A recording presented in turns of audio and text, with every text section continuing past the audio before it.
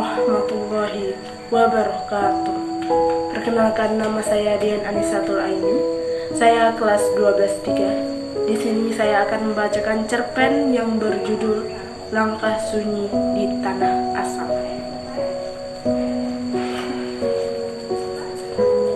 Kala itu di tahun 1995,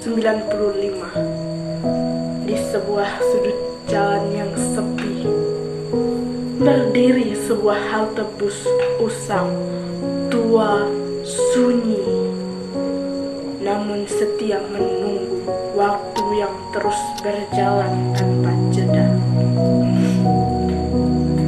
Catnya mengelupas, jatuh serpih demi serpih, seperti kenangan yang tak mampu bertahan utuh.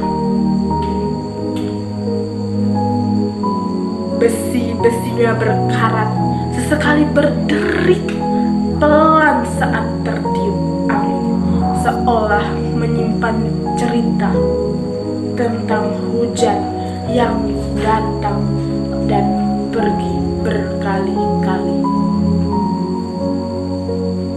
Atapnya yang miring menjadi satu-satunya pelindung dari teriknya sang surya yang siang itu terasa membakar. Di bawahnya seorang wanita muda berdiri diam. Ia memeluk tas sederhananya di dadanya, seolah itu satu-satunya hal yang bisa ia pegang di tengah perjalanan yang panjang yang belum usai. Keringat mengalir perlahan di pelipisnya, bercampur dengan debu yang menempel di kulit. Angin siang berhembus pelan, membawa aroma aspal panas dan daun kering, disertai bunyi lirih gesekan gaun yang saling bersentuhan, seperti bisikan halus yang datang lalu hilang tanpa sempat ditangkap.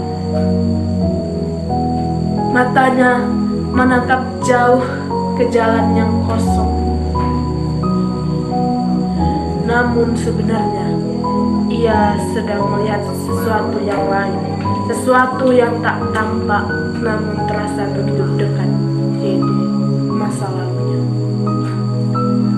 Sekian lama menunggu, waktu seolah melambat, hingga akhirnya dari kejauhan terdengar deru kendaraan yang pecah. Bus itu datang. Perjalanan itu panjang. Hari berganti hari, pemandangan berubah, suara roda beradu dengan jalan terus mengiring, ritmis tanpa henti. Wajah-wajah datang dan pergi, namun di dalam dirinya hanya ada serpihan-serpihan ingatan. Sebuah suara yang memanggil namanya, senyum seorang lelaki tua, dan sebuah nama yang perlahan mulai terasa jelas dalam benaknya. Sorjo, itulah namanya. Hingga akhirnya perjalanan itu berhenti. Ia turun. Langkahnya terhenti di tanah yang terasa begitu akrab, meski lama tak ia pijak. Udara menyambutnya dengan aroma hutan yang lembab, suara serangga yang bersaut-sautan, dan gemeretak ranting yang patah di bawah kakinya. Ia berjalan perlahan, mulai bertanya. Ia menghampiri seorang wanita yang berada di dekat rumah kayu. "Bu, maaf, boleh bertanya?" Wanita itu menoleh. "Iya, Nak."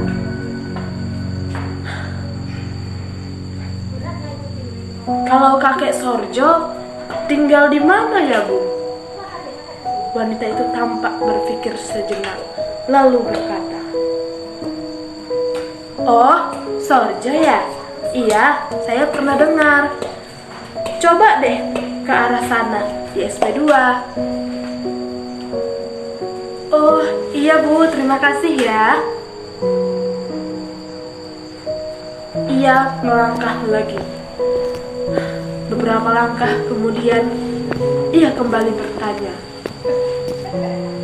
Maaf Bu, kalau ke SP2 itu arahnya lewat sini kan ya?